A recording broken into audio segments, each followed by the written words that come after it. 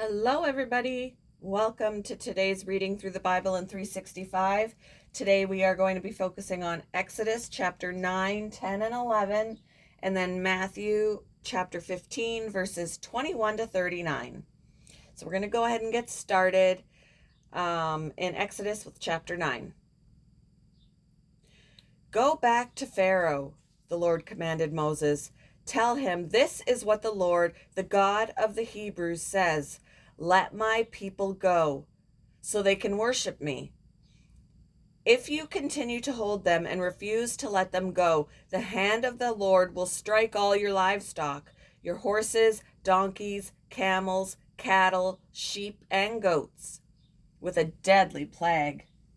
But the Lord will again make a distinction between the livestock and But the Lord will again make a distinction between the livestock of the Israelites and that of the Egyptians. Not a single one of the Israel's animals will die. The Lord has already set the time for the plague to begin. He has declared that he will strike the land tomorrow. And the Lord did just as he had said. The next morning, all the livestock of the Egyptians died, but the Israelites didn't lose a single animal. Pharaoh sent his officials to investigate, and they discovered that the Israelites had not lost a single animal. But even so, Pharaoh's heart remained stubborn, and he still refused to let the people go.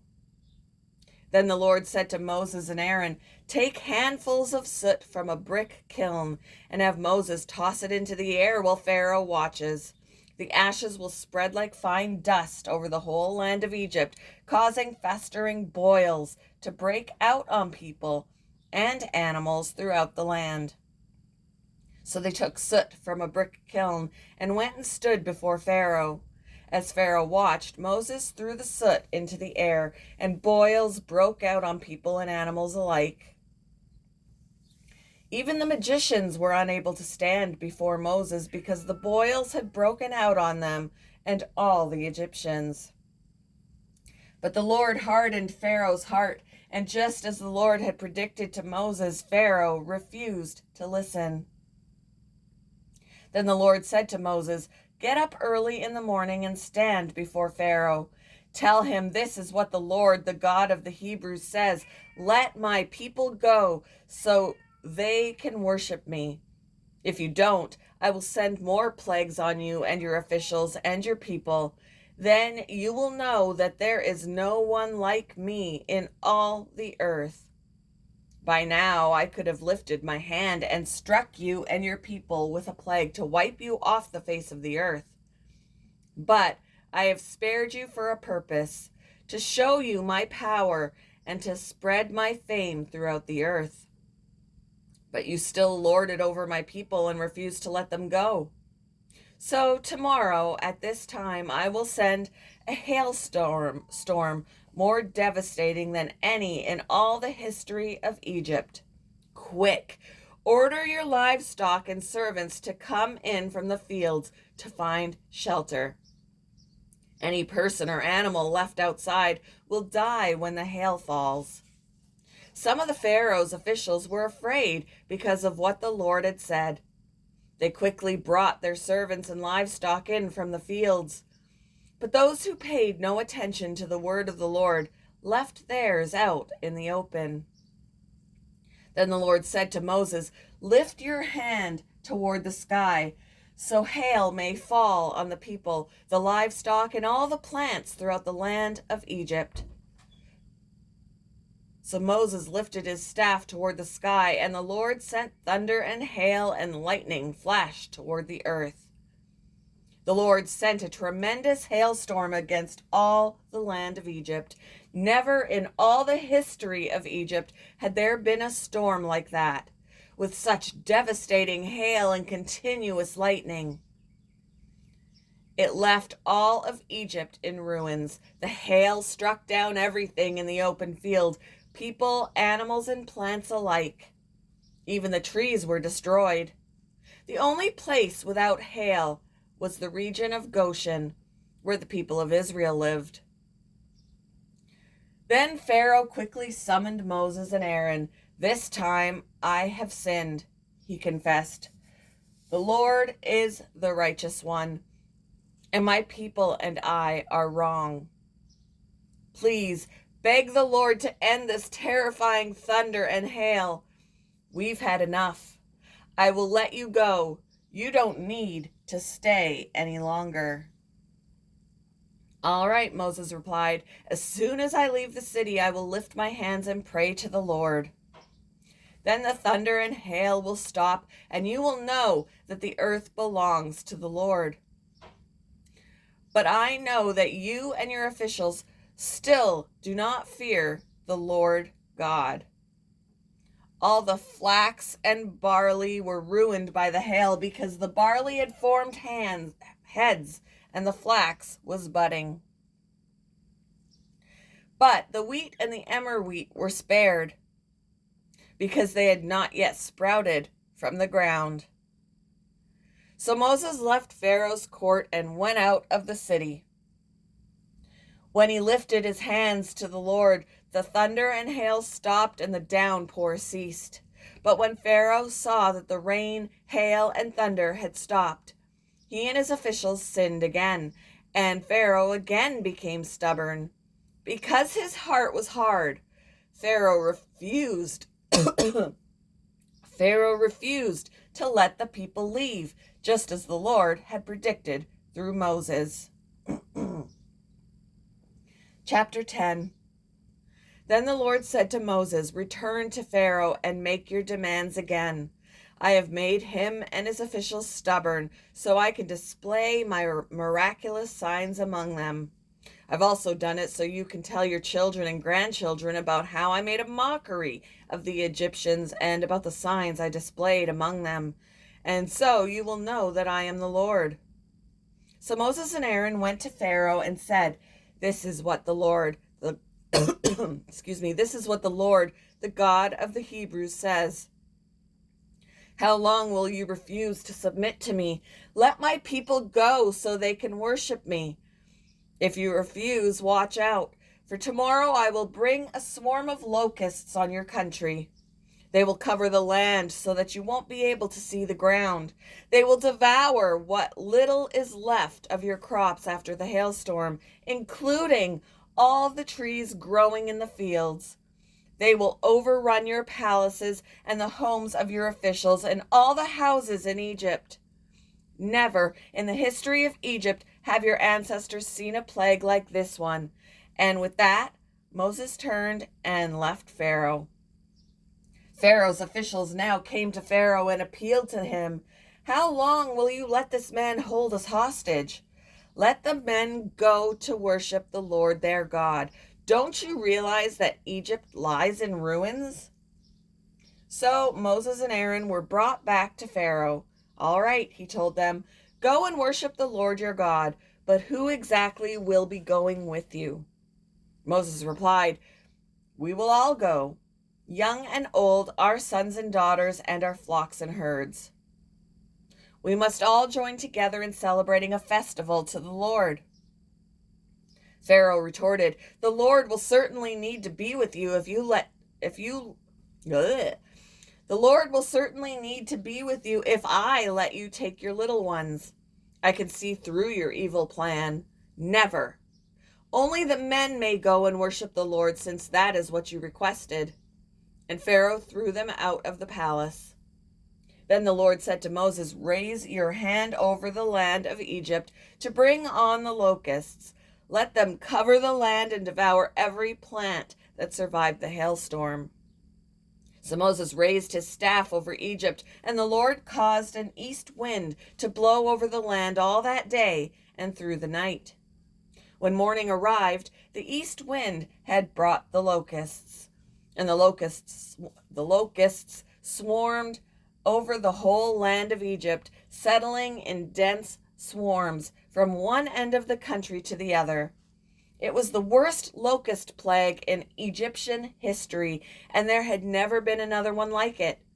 For the locusts covered the whole country and darkened the land. They devoured every plant in the fields and all the fruit of the trees that had survived the hailstorm. Not a single leaf was left on the trees and plants throughout the land of Egypt. Pharaoh quickly summoned Moses and Aaron. "I have sinned against the Lord your God and against you," he confessed. "Forgive my sin just this once, and plead with the Lord your God to take away this death from me." So Moses left Pharaoh's court and pleaded with the Lord. The Lord responded by shifting the wind, and the strong west wind blew the locusts into the Red Sea. Not a single locust remained in all the land of Egypt. But the Lord hardened Pharaoh's heart again, so he refused to let the people go. Then the Lord said to Moses, "Lift your hand toward heaven, and the land of Egypt will be covered with a darkness so thick you can feel it." So Moses lifted his hand to the sky, and a deep darkness covered the entire land of Egypt for 3 days. During all that time, the people could not see each other, and no one moved. But there was light as usual where the people of Israel lived. Finally, Pharaoh called for Moses. "Go and worship the Lord," he said, "but leave your flocks and herds here. You may even take your little ones with you." "No," Moses said, "you must provide us with animals for sacrifices and burnt offerings to the Lord our God. All our livestock must go with us too. Not a hoof can be left behind. We must choose our sacrifices for the Lord our God from among these animals, and we won't know how we are to worship the Lord until we get there." But the Lord hardened Pharaoh's heart once more, and he would not let them go. "Get out of here," Pharaoh shouted at Moses. "I'm warning you, never come back to see me again. The day you see my face, you will die." "Very well," Moses replied. "I will never see your face again." Chapter 11. Then the Lord said to Moses, "I will strike Pharaoh and the land of Egypt with one more blow. After that, Pharaoh will let you leave this country. In fact, he will be so eager to get rid of you that he will force you all to leave. Tell all the Israelite men and women to ask their Egyptian neighbors for articles of silver and gold." Now the Lord had caused the Egyptians to look favorably on the people of Israel. And Moses was considered a very great man in the land of Egypt, respected by Pharaoh's officials and the Egyptian people alike. Moses had announced to Pharaoh, "This is what the Lord says. At midnight tonight I will pass through the heart of Egypt. All the firstborn sons will die in every family in Egypt, from the oldest son of Pharaoh, who sits on the throne, to the oldest son of his lowliest servant girl, who grinds the flour. Even the firstborn of all the livestock will die. Then a loud wail will rise throughout the land of Egypt, a wail like no one has heard before or will ever hear again. But among the Israelites it will be so peaceful that not even a dog will bark. Then you will know that the Lord makes a distinction between the Egyptians and the Israelites. All the officials of Egypt will run to me and fall to the ground before me. Please leave," they will beg. "Hurry and take all your followers with you. Only then will I go." Then, burning with anger, Moses left Pharaoh. Now the Lord had told Moses earlier, "Pharaoh will not listen to you, but then I will do even more mighty miracles in the land of Egypt." Moses and Aaron performed these miracles in Pharaoh's presence, but the Lord hardened Pharaoh's heart, and he wouldn't let the Israelites leave the country. Moving on to Matthew chapter 15, verses 21 to 39. Then Jesus left Galilee and went north to the region of Tyre and Sidon. A Gentile woman who lived there came to him pleading, "Have mercy on me, O Lord, Son of David, for my daughter is possessed by a demon that torments her severely." But Jesus gave her no reply, not even a word. Then his disciples urged him to send her away. "Tell her to go away," they said. "She is bothering us with all her begging." Then Jesus said to the woman, I was sent only to help God's lost sheep, the people of Israel. But she came and worshipped him, pleading again, Lord, help me. Jesus responded, It isn't right to take food from the children and throw it to the dogs. She replied, That's true, Lord, but even dogs are allowed to eat the scraps that fall beneath their master's table. Dear woman, Jesus said to her, Your faith is great. Your request is granted.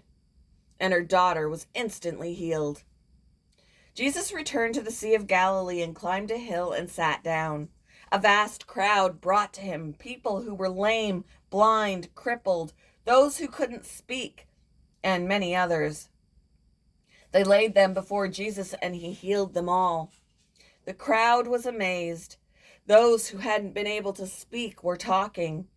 The crippled were made well, the lame were walking, the blind could see, and they praised the God of Israel. Then Jesus called his disciples and told them, I feel sorry for these people. They have been here with me for 3 days and they have nothing left to eat. I don't want to send them away hungry or they will faint along the way. The disciples replied, Where would we get enough food here in the wilderness for such a large crowd? Jesus asked, How much bread do you have? They replied, 7 loaves and a few small fish. So Jesus told all the people to sit down on the ground. Then he took the 7 loaves and the fish, thanked God for them, and broke them into pieces. He gave them to the disciples, who distributed the food to the crowd. They all ate as much as they wanted. Afterward, the disciples picked up 7 large baskets of leftover food. There were 4,000 men who were fed that day, in addition to all the women and children. Then Jesus sent the people home, and he got into a boat and crossed over to the region of Magadan. Thank you for joining me for today's reading through the Bible in 365. I hope you all have a wonderful Thursday, and I will see you in the next one, guys. Bye!